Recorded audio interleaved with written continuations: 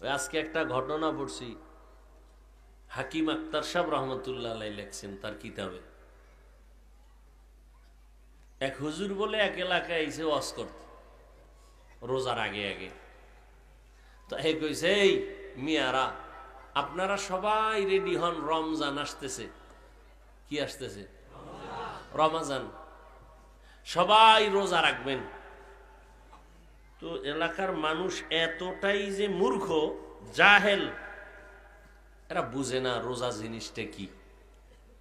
তো একদিন হুজুরের জিগে, হুজুর রমাজান কি? কয় সারাদিন না খায় থাকতে হবে। এরকম গজব একটা জিনিস আইব সামনে, সারাদিন না খায় থাকা লাগবে। হ্যাঁ, বরকত আছে অনেক। বরকত পরে পারবো কিনা সারাদিন না খায় থাক?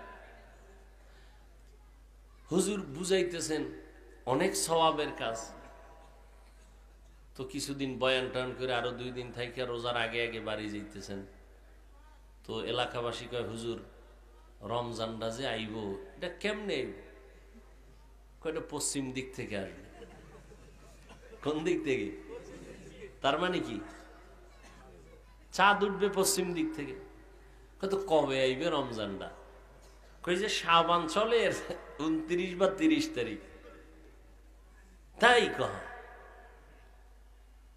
ঠিক আছে।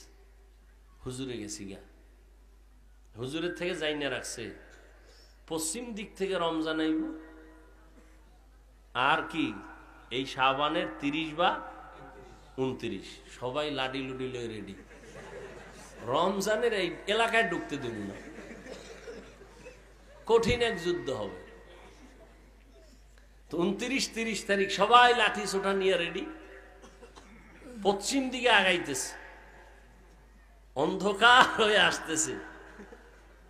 এর মধ্যে কিছু দূর যায় দেখে এক বেচারা উটনির রাখাল, উটের কিছুগুলো উট নিয়ে আসতেছে।